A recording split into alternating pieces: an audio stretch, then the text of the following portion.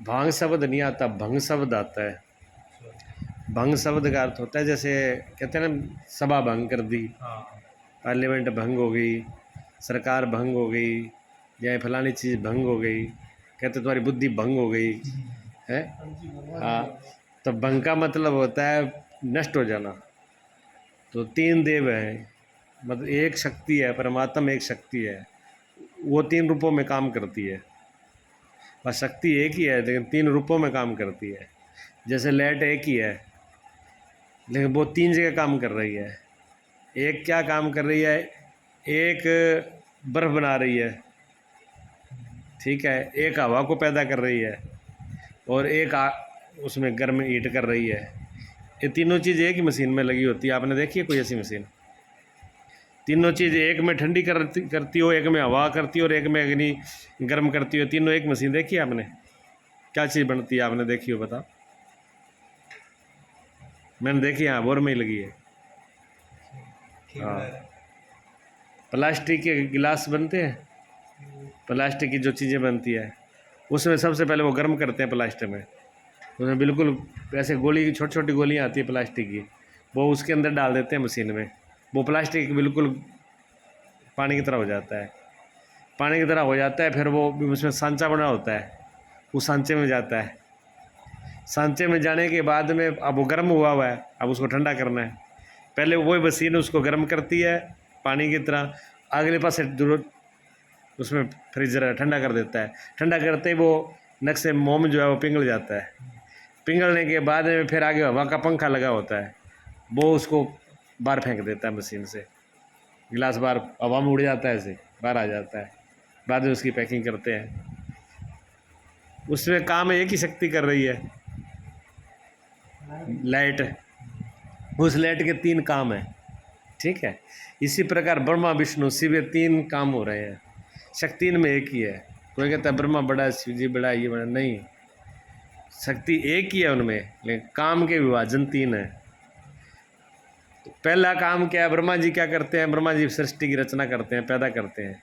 इसलिए कोई भी शास्त्र पुराण उठाना, वो कहेंगे ब्रह्मा जी ने सृष्टि की संकल्प से रचना करी, वो यही बोलेंगे। दूसरा बोलेंगे विष्णु क्या है, विष्णु संभाल करते हैं, उसको उसकी उसकी देखभाल करते हैं, पालन पोषण करते हैं। इसलिए शिव जी की आरती में ना, ओम अक्षर के मध्य ये तीनों एक का, करता भोगता और संहार करता आता है। तो ये निराकार ओमकार क्या, निराकार शक्ति है। ओमकार जो है वो निराकार शक्ति है, उसके तीन ये विभाजन कर दिए सृष्टि की रचना के लिए, सृष्टि को चलाने के लिए। फिर बाद में उसका संहार करना होता है।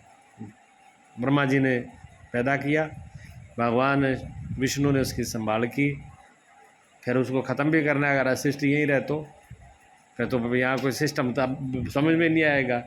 अगर सारे बुढ़ा कोई मरे ही ना, घर पे सारे बुढ़े बैठे हों, कोई 1000 साल का, कोई 5000 साल का, कोई 1,00,000 साल का, और ऐसे ऐसे बुढ़े बैठे हों जो पुराने हो, फिर वो घर तो बुढ़ों से भरा होगा, बच्चों की ज़रूरत ही नहीं। तो परमात्मा ने ऐसा नियम बना दिया, जो वृद्ध हो गया, जीर्ण शीर्ण हो गया, उसको एक तरफ लगाओ और दूसरा नया फिट कर दो, ठीक है।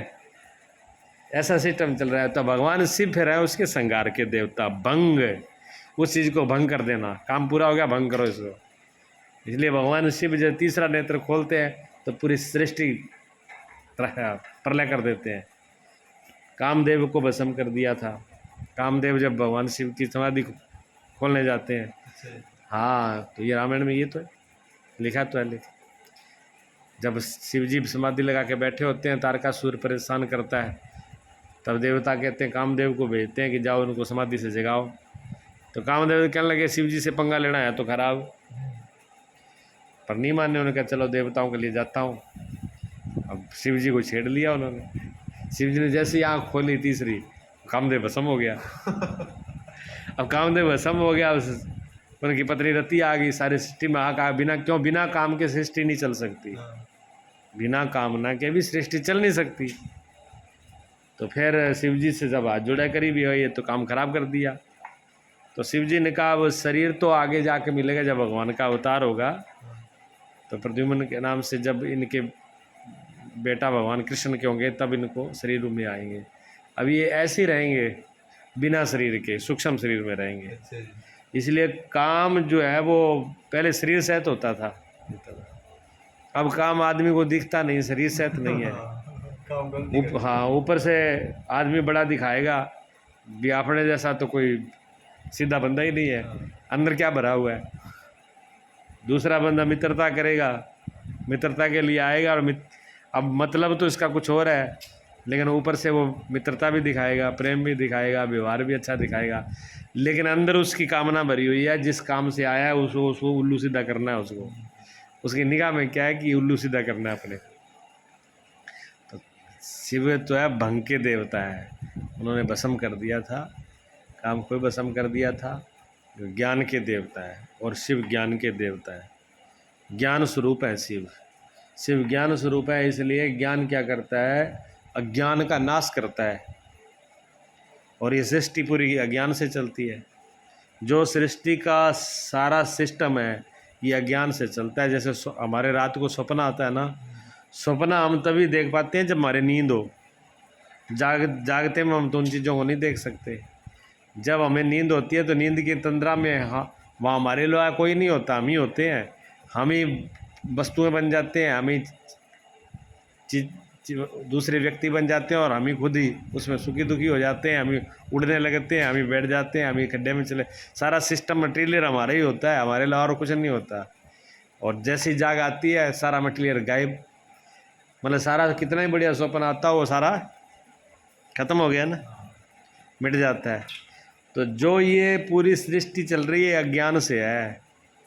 तेरा मेरा मैं तू, अच्छा बुरा, काम क्रोध लोभ मोह भय अहंकार, कामनाएं इच्छाएं बुराई ममता ईर्ष्या मिलना जुलना मोह प्यार, ये सारे अज्ञान के अंदर है। अगर अज्ञान ही खत्म हो जाए तो ये जिससे पैदा हो रहा है वो उसका कारण है। ये चीज़ें जिनसे पैदा होती है ना, जहाँ से मोह पैदा हो रही है, ममता पैदा हो रही है, ईर्ष्या पैदा हो रही है, भयकता हो रही है, लखाव पैदा हो रहा है, संसार की अनेक प्रकार की कामना पैदा, उनके पैदा करने की जो फैक्ट्री है वो है अज्ञान। और भगवान शिव क्या है, वो ज्ञान रूप है। हाँ, इसलिए भगवान शिव की पिंडी है। भगवान शिव की पिंडी जो है वो कोई आकार नहीं है उसमें। अब पिंडी में क्या है, गोल गोल पत्थर बना के रख दिया। अब गोल गोल पत्थर है वो बना दिया, उसका आकार तो कुछ भी नहीं है। अब उनको क्या मानेंगे हम। लेकिन उस पिंडी के ऊपर सभी की पूजा हो सकती है, किसी की पूजा कर लो आप। जितने ही प्रकार के देवी देवता है सबकी पूजा उस पर कर लो, स्वीकार है। हाँ, देवी की पूजा कर लो उस पर, शिव जी की पूजा कर लो, विष्णु की कर लो, गुरु की पूजा कर लो। जिसके पास कोई फोटो नहीं है भैरों की पूजा कर लो, हनुमान जी की कर लो, और कोई जो भी आपकी कल्पना हो आप उस पर पूजा करो, वो मान्य होगी उस दिन में। क्यों, उसमें कोई आकार है ही नहीं। अगर विशेष एक ही आकार होता तो आप उसी की पूजा कर सकते थे, दूसरे की नहीं कर सकते। तो उसमें वो निराकार शक्ति है, निराकाल है, महाकाल। उनको महाकाल क्या, मतलब काल भी उनका कुछ नहीं बिगाड़ सकता, काल को भी वो खा जाते हैं, काल भी उनके सामने कुछ भी नहीं है। वो ऐसे है, निराकार है, ओमकार है, ओमकार स्वरूप है। और उसका शक्ति का कोई अंदाजा नहीं है, क्या शक्ति है उनकी। तो शिव जो है ओमकार स्वरूप है, निराकार स्वरूप है, महाकालेश्वर है और ज्ञान स्वरूप है। अब वो जब ज्ञान स्वरूप है तो जब वो ज्ञान प्रकट होता है, जब ज्ञान प्रकट होता है तो अज्ञान का नाश हो जाएगा। दोनों में एक ही रह सकती है, चाहे तो ज्ञान रहे चाहे अज्ञान रहे, जहाँ तो प्रकाश रहे चाहे अंधकार रहे, दोनों में रह तो एक ही सकता है ना, दोनों एक साथ तो रह नहीं सकती। तो जब शिव आ जाते हैं जहाँ पर, शिव का मतलब कल्याण, शिव का मतलब ज्ञान, शिव का मतलब चेतन, शिव का मतलब शक्ति, शिव का मतलब पावर, शिव का मतलब जिसका कोई अंत नहीं है। इसलिए अब गोलमाल कर दिया सिस्टम, कोई सीमा नहीं है बना दिया। शिव ऐसे, शिव को कोई कहे कि ये है, वो लोग उसकी शिवलिंग की व्याख्या लोग करते हैं गलत तरीके से कि वो तो शिव की पेशाब इंद्री है। अच्छा, पेशाब इंद्री के लिए लिंग शब्द आया है कहीं? बताए किसी शास्त्र में लिखा हो? किसी शास्त्र में लिंग शब्द पेशाब इंद्री के लिए नहीं आया। लिंग शब्द का मतलब होता है चिन्ह, प्रतीक, सूक्ष्म, जिसको आप कोड वर्ड कह देते हो आज के ज़माने। इंग्लिश शब्द आता है ना कोड वर्ड, भी एक कोड वर्ड का मतलब है कि वहाँ एक निशान लगा दिया। मोबाइल के अंदर आपने देखा होगा कि छोटे छोटे चिन्ह से आते हैं। पहले हमें पता नहीं होता है, लड़के खोल लेते थे, कोई चीज़ देखनी होती वो आंगली मार लेते। मैंने ये पता नहीं इनको कैसे पता लग जाता है ये चीज़ यहाँ पर है। फिर मेरे को मालूम पड़ गया ये निशान दे रखे हैं ना, ये निशान, इस निशान में ये मालूम पड़ता है कि ये फंक्शन खुल जाएगा। अब कुछ भी नहीं होता, वो थोड़ा सा किसी कहीं स्टार बना दिया, कहीं ऐस बना दिया, कहीं तीर बना दिया, कहीं वर्गाकार डब्बा बना दिया, कहीं वो कार्टून से निकालना है जब वो एक वैसा बना देते हैं मुंह आँखें से करके बड़ी बड़ी ऐसे, तो उस पर क्लिक कर दो तो वो सारे कार्टून उस पर आ जाते हैं। तो वो कोल्ड वर्ड है ना उसका भी, इसको उंगली दबाने से ये सब चीज़ें आने लगती हैं। तो शिवलिंग जो है वो कोई पेशाब इंद्री नहीं है, गुप्त अंग नहीं है, वो चिन्ह है। किसका चिन्ह है? वो कोड वर्ड है। कोड नंबर का मतलब, जैसे हम किसी कोड का मतलब होता है कोई चीज़ बंद होती है और उसको खोलने के लिए उसकी एक की होती है, चाबी होती है, जिसको लगने के बाद में वो सारी लाइन खुल जाती है। कोड वर्ड लगा, कोड नंबर लगा के हम किसी चीज़ को लॉक कर दे तो वो हमें ही पता होता है। जब तक वो नंबर लगेगा नहीं तब तक वो खुलेगा नहीं, मोबाइल ही क्यों ना हो, टीवी हो, मोबाइल हो, कंप्यूटर हो, अगर किसी ने बंद कर दिया, आजकल तो लॉक भी ऐसे आ गए ना नंबरों वाले, वो नंबर लगा दें तो वो लॉक खुलेगा नहीं, कोई चाबी नहीं है उसमें, उसके अंदर चाबी की जरूरत ही नहीं, सीधे नंबर ही है। और जिसने लगाया उसको तो मालूम है इसमें ये नंबर है, वो तो खोल लेगा उसको, और जिसको पता नहीं है वो बैठा रहे। तो वो ये जो शिवलिंग है ये इसी तरीके का कुंड है, उस वहाँ से वो रास्ता खुल जाता है जो अनंत का है, जिसकी कोई सीमा नहीं है, जो सत्य चित्त आनंद परमानंद अखंड, जिसका कहीं अमृत, जहाँ कहीं काल है ही नहीं, मृत्यु है ही नहीं, जहाँ इतनी अनंत की यात्रा है, जहाँ सिर्फ अमृत ही अमृत, आनंद ही आनंद, जहाँ कोई सुख दुख नाम की कोई चीज़ ही नहीं है।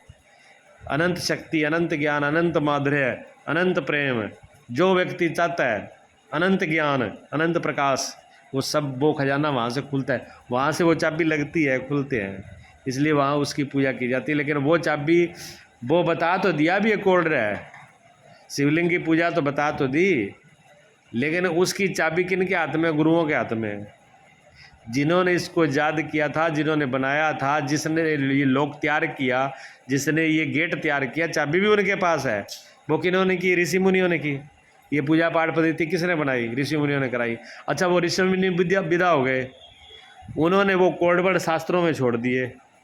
अब शास्त्र कोई गुरु मुख से ही पढ़ के आ रहा है, अगर गुरुओं की परंपरा से चल रहा है तो उसको तो पता है, और जो कहे कि मैं अपने आप ही पढ़ लूँ, वो समझ लो भी अंधेरे में धक्के खाए हो करे, उसने अंधेरे के अंदर चक्कर काटे हैं, उसको मिलने वाला कुछ भी नहीं है। जैसे कंप्यूटर सारे रखे हैं आपके कमरे में, लेकिन उनका लॉक लगाया हुआ है, और लॉक का आपको पता है और किसी को पता नहीं है। अब 10-20 आदमी उसमें बाढ़ घुसा दो, 10-20 आदमी वो कंप्यूटर चलाना चाहते हैं, मथा सभी मार रहे हैं, लेकिन खुल किसी से नहीं रहा है। चला लेंगे, देख लेंगे, उसमें स्क्रीन भी है वो आ जाएगी, उसमें प्रकाश भी आ जाएगा, उसमें लाइट भी आ जाएगी, उसमें ऊपर दिखने भी लगेंगे फंक्शन, लेकिन चलेगा उसमें, निकलेगा कुछ नहीं। निकालेगा कौन? जिसके पास उसका कोड है, वो खोलेगा, सारी लाइनें खुल जाएंगी, फिर आप पूरी दुनिया भर के कोई चीज़ उसमें देख लो। तो शिवलिंग की पूजा सिर्फ ये नहीं है कि एक लोटा जल सारी समस्या का हल है, ये नहीं है ये तो कहने की बातें हैं। हाँ ठीक है, वो पूजा करना व्यर्थ नहीं है, भी करो, उससे कुछ ना कुछ मिलेगा ही, ना करने से 100 गुना भला है। वो करिए पूजा पाठ कुछ तो, और शायद करते करते कोई राज भी मिल जाए, लेकिन राज तो उन्हीं से मिलेगा जिनके पास वो राज है, तो वहाँ से वो खुलते हैं। तो भगवान शिव जो ज्ञान के देवता है, जब वो ज्ञान उदय होता है तो अज्ञान भंग हो जाता है। अज्ञान भंग हो जाए तो समझो उसके जीवन में फिर आनंद ही आनंद है, उलझन नहीं है। फिर सारे दुख, सारी पीड़ा, सारी चिंता, सारी परेशानी, सारी टेंशन, जितनी भी दुनिया की समस्या है वो अज्ञान की वजह से है। ज्ञान में कोई समस्या नहीं है, इसलिए शिव के पास कोई समस्या नहीं है। शिव देखो जब समाधि में मस्त है। लोग सोच रहे हैं कि भांग पी के मस्त है, भांग पी के मस्त नहीं है, भंग करके मस्त है। भांग पी के मस्त नहीं, भंग करके मस्त है। किसको भंग करके? जो दुखों का बीज है, जो दुखों का कारण है, जो दुखों की समस्या की जड़ है, उसको काट दिया। और दुखों और समस्या की जड़ क्या है? क्या है? अज्ञान। दुख और समस्या की जड़ अज्ञान है। भी सारे भय और सारी समस्या का कारण जो है अंधेरा है। अंधेरे में हमें भूत दिख रहा है, अंधेरे में हमको राक्षस दिख रहा है, अंधेरे में हमको कोई जानवर दिख रहा है, अंधेरे में हमको सांप दिख रहा है, अंधेरे में हमको शेर दिख रहा है। अंधेरे की वजह से हमको भय लग रहा है भी यहाँ कुछ है, खा नहीं जाए। तो समस्या अंधेरा ही है ना। तो अंधेरा समस्या है, तो उसके लिए क्या करना है? प्रकाश। जब प्रकाश आ गया तो समस्या विदा हो गई ना। विदा, समस्या विदा होगी तो मस्त हो गए। तो भगवान शिव मस्त हैं। क्यों मस्त हैं? उन्होंने भंग कर दी। समस्या की जो जड़ थी, जो दुख का कारण था, उसको समूल रूप से काट दिया भगवान शिव ने। बहुत ही अज्ञान शिव के पास नहीं है। इसलिए शिव कल्याण रूप है, शिव ज्ञान रूप है, शिव आनंद रूप है, शिव सुंदर, सत्यम शिवम सुंदरम। शिव सत्य है, कभी असत्य नहीं, झूठे। मतलब ऐसा कोई समय नहीं है जो शिव नहीं हो सकते। शिव हमेशा है। इसलिए काल के भी महाकाल हैं वो। सब लोग आए, देवी देवता और सब आते जाते, कुछ भी आए, कितने सिद्ध पुरुष भी आए चले गए, लेकिन शिव ऐसे ही रहते हैं। इसलिए सन्यासी अविनाशी, शिव को अविनाशी कहते हैं। सन्यासियों जितने भी संत लोग हैं उनके इष्ट शिव इसलिए माने जाते हैं, वो अखंड रहते हैं। प्रलय में प्रलय कर देते हैं। अच्छा, जब पूरी सृष्टि का जो भंग कर दें, सारी सृष्टि को भंग करने के बाद जिसने भंग करी वो तो बचेगा। तो और सबको भंग कर देते हैं, पर वो खुद रहते हैं और मस्त रहते हैं। कोई नहीं रहता तब भी मस्त रहते हैं, अकेले मस्त रहते हैं। 84 हजार वर्ष तक समाधि में बैठे हैं। अच्छा, भांग खा के कोई बैठ सकता है 84 हजार? विचार कीजिए आप। नानक देव जी तो कहते हैं कि जेते न से संसार के उतर जात प्रभात, नाम कुमारी नानका चढ़ी रहे। जितने भी दुनिया के नशे हैं वो शाम में पियो, सुबह सुबह पियो, शाम को उतर जाते हैं। देख लो कोई भी नशा, कैसा भी नशा हो, आज भी कोई भांगा नशा करके कितनी देर रुक जाएगा। लेकिन शिव जी तो हर वक्त ही मस्त रहते हैं। जो हर वक्त ही मस्ती में रहेगा वो भांग खाएगा, भांग नहीं खाएगा। वो जो हर वक्त मस्त रहेगा वो नशा क्यों करेगा भाई? जो पहले ही मस्ती में है उसको नशे की जरूरत क्या है? विचार करिए। जो व्यक्ति पहले पेट भरा हुआ हो, जिसका पेट पहले से फुल है, वो क्यों भोजन खाएगा? क्या जरूरत है उसको? वो शिकार करने क्यों जाएगा? जिसके पास प्यास है ही नहीं है, जो तृप्त है पहले से, वो कुएं, पहला कुआं खोदेगा, फिर कुएं में पानी नहीं, फिर पानी पे, उसको प्यास है ही नहीं, क्यों इतनी झंझट ले? भगवान शिव तृप्त हैं, इसलिए उनको क्या कहा? भंग के देवता। मस्त रहते हैं, भंग में मस्त रहते हैं। भांग के देवता नहीं, भांग पे जितने भजन बने हैं वो गलत हैं। ना शास्त्र में कहीं लिखा हुआ है, ना पूजा में से लिखा है। अच्छा, लोग चढ़ाते हैं, कुछ तो लोग सुनी सुनाई चढ़ाते हैं, कुछ लेख रीति चढ़ाते हैं, कुछ क्या है हरा होता है। देखो, ग्रहों से संबंधित चीज़ें होती हैं। जो हम भगवान पे चढ़ाते हैं ना, वो ग्रहों से संबंधित होता है। हमारे ये प्रकृति ग्रहों से चल रही है ना, तो हमारे शरीर में भी ग्रहों का प्रभाव है। तो लाल, जब कोई कहता है कि आपका सूर्यो खराब है, जहाँ आपको कहते हैं मान लो शनि है, लोग शनि से ज़्यादा डरते हैं। शनि का उदाहरण ले लो कि आपका शनि खराब है, आपकी शनि की ये दशा लग गई, आप शनि आपको नुकसान कर रहा है। अच्छा, ये बताओ, शनि तो ग्रह बहुत आकाश में बहुत ऊपर है, वो वहाँ से खराब, अगर वो वहाँ से खराब हो गया तो पूरी सृष्टि ना खराब हो जाएगी? वो तो जैसा है वैसा पूरा ही आपकी, वो गड़बड़ हो ही नहीं सकता। कहते आपका शरीर, शनि आप पे ऊपर आ गया, शनि हमारे पर आ गया तो पूरी सृष्टि आकाश में, तो फिर जिससे पूरी सृष्टि का वो सहयोग कर रहा है, वो उसका क्या होगा? और वो इतना बड़ा ग्रह है जिसकी इतनी बड़ी पावर है कि वो धरती से भी बड़ा है। वो यहाँ आ गया, जब धरती तो झेल नहीं पाएगी, हम कहाँ से झेल लेंगे? विचार कीजिए आप। तो कैसे आ गया? उस ग्रह से संबंधित चीज़ें हमारे अंदर कम हो गई हैं।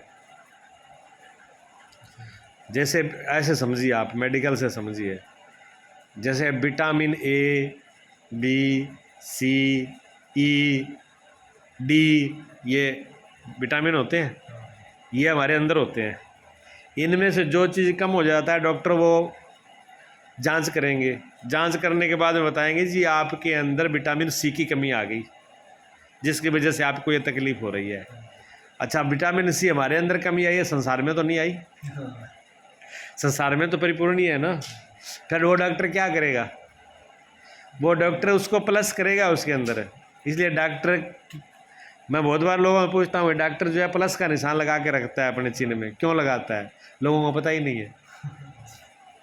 लोग सारे डॉक्टर देखते भी हैं उनकी गाड़ी पर, उनके हॉस्पिटल पर प्लस लगा होता है। भी प्लस का मतलब ही क्या है, प्लस का इतना ही मतलब होता है कि आपके अंदर जो कमी आ गई हो उसको वो प्लस करता है।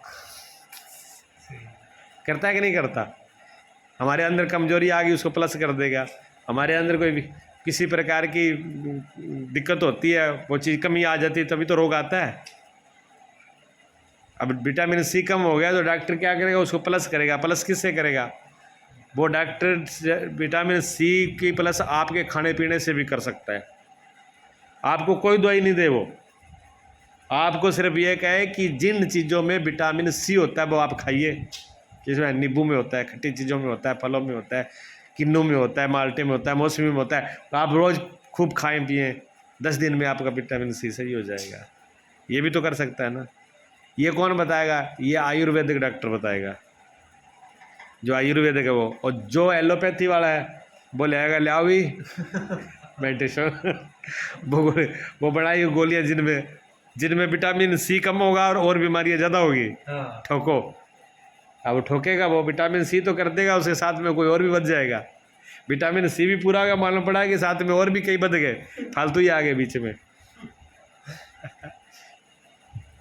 तो वो उसकी पूर्ति करते हैं। तो जो व्यक्ति इसका जानकार होगा शास्त्री का, यह भी एक विज्ञान है, ज्योतिष भी एक विज्ञान है, इसको काल शास्त्र कहते हैं। ये भी ऋषियों ने पैदा किया। समय को जानना, समय के निरीक्षण करना बड़ी बारीकी से, किस टाइम में कैसा समय होता है और उस टाइम में कौन सा तत्व का प्रभाव होता है और कौन से तत्व से किस चीज़ को पैदा किया जा सकता है, उसकी बड़ी बारीकियाँ हैं उसके अंदर। ऐसा नहीं है, बहुत बारीकियाँ हैं। तो जब शनि संबंध क्या चीज़ होता है, शनि से संबंधित चीज़ें बिगड़ती हैं। शनि किसका कारक है? शनि हमारी हड्डियों को मजबूत करता है, शनि हमारा ज्ञान का भी कारक है। और शनि को पद दिया गया है सृष्टि की तरफ से जज का। शनि जज है, जज के पास फाइल जाएगी तो आपने जो कर्म किया है उसका निर्णय तो वो लेगा ना, रिश्वत वहाँ चलेगी नहीं। कोई कितना ही तेल चढ़ाए कुकर्म करके, रोज दारू पी रहा है, रोज ठेके पे जा रहा है, रोज उल्टे कर्म कर रहा है, रोज जीवों की हत्या कर रहा है, वो कहता है मैं शनि पे तेल चढ़ा दूंगा। कहते रिश्वत दे के शनि खुश हो जाएंगे? नहीं होंगे। शनि को पता है कि इसने पुट्ठे कर्म किया, इसको लटकाओ। शनि लटकाएगा उसको। जज के पास जाओगे, अगर आपने गलती की है, अपराध किया, तो जज आपको सज़ा देगा। अगर आपने अपराध नहीं किया तो जज आपको सज़ा नहीं देगा, आपको बड़ी बाइज्जत बरी करेगा। यहाँ के अंदर तो घोटाला भी हो सकता है, लेकिन वहाँ तो घोटाला होता नहीं, वहाँ तो रिश्वत चलती नहीं है। यहाँ चलती है, वहाँ नहीं चलती। यहाँ बेईमान है, आदमी है ना यहाँ पर। यहाँ जज भी तो आदमी है, देवता थोड़ी है, लेकिन वो देव है। वो आपकी नीति से गिरते नहीं है, लेकिन वो जब आदमी को दंड दे के सुधार के, शनि दंड देगा, सुधारेगा, सुधार के फिर उसको खड़ा कर देगा, चल हड्डी में। तो उसके अंदर जो उसकी बुद्धि भ्रष्ट होगी, जब आदमी की बुद्धि भ्रष्ट होती है, जब आदमी गलत रास्ते पे चला जाता है, उसके शरीर में कमी आ जाती है, हड्डियों से जोड़ों में दर्द होना, खास करके नीचे का जो दर्द होते हैं, घुटने में, गोडों में, घुटनों में, नीचे में, उनमें इसका दोष होता है। कुछ चीज़ें पेट से संबंधित होती हैं, वो से पैदा होती हैं। तो हमारी कुछ चीज़ें बिगड़ने लगती हैं। बिगड़ने किससे लगती है? हम जो काम करते हैं बिगड़ने, हम कहते हैं हमारा हर काम बिगड़ रहा है, हमारे ऊपर ये ग्रह खराब हो गया। क्यों? हमारी सोचने की शक्ति है, जो हमारे करने का तरीका है, वो सब में फ़र्क आ जाता है। हम निर्णय गलत चुनते हैं, वो हमारे किसी न किसी कमी की वजह से होता है। फिर उसको प्लस किया जाता है। फिर वह पूजा पाठ कर, कुछ नियम कर, टाइम से उठ, नहा धो, पूजा कर, दान कर, क्या कर, खाने काली चीज़ों के दान कर दे, तेरा कर तेरा, ये क्या बताया जाता है कि तू कुकर्म छोड़ के अच्छे कर्म कर, तेरा सुधार हो जाएगा। जब वो कुकर्म छोड़ के अच्छे कर्म करता है तो उसका सुधार होना शुरू हो जाता है। और जो व्यक्ति अच्छा कर्म ही करता है उसको किसी भी मंदिर पे चढ़ाने की जरूरत नहीं है, पूजा करने की जरूरत नहीं पड़ती। जो अच्छा कर रहा है वो तो उसको तो जहाँ वो करेगा वहाँ जहाँ उसकी पूजा है, हर जगह उसकी पूजा है, उसको विघ्न आएगी नहीं। भगवान उस पर खुश हो जाएंगे, देवता उस पर खुश हो जाएंगे, ग्रह खुश हो जाएंगे। उसको देख के भी जो कर रहा है ये अच्छा कर रहा है, उसको तो आशीर्वाद की वर्षा होने लगेगी उन पर। और जो ऐसा नहीं करता फिर उसको दंड दिया जाता है। सरकार की पुलिस किसको दंड देती है? पुलिस उसी को दंड देती है जो सीधा कर्म नहीं करता, उल्टा कर्म करता है। तब थानेदार को आना पड़ता है, थानेदार को भी परेशान होना पड़ता है, पुलिस वालों को परेशान होना पड़ता है। वो शराबी कराबी कोई बाजाए पकड़ में नहीं आते, अपराधी बड़े बड़े अपराधी है किसी को मार के भाग जाते हैं, कितनी पुलिस परेशान रहती है। अब पुलिस परेशान रहती है, अगर ऐसा कर्म नहीं हो तो पुलिस भी अपनी चादर तान के सो जाए, क्या ज़रूरत है।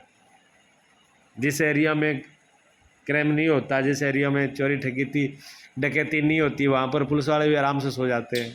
और जहाँ ये करते हैं वहाँ पूरी रात पुलिस वाले चक्कर काटते हैं, गाड़ियाँ घूमती है, फिर भी भय रहता है, फिर भी चोर डकैत भाग जाते हैं, फिर उनको कार्रवाई भी करनी पड़ती है। तो ये पुट्ठे कर्म होते हैं तब करनी पड़ती है ना। और जहाँ पर सही हो वहाँ क्या करने की ज़रूरत है? कोई ज़रूरत ही नहीं। इसलिए ज़रूरी है। तो आई समझ में शिव जी क्या है? शिव जी भंग के देवता, भांग के देवता नहीं है। होश की ज़रूरत है, बेहोशी की नहीं।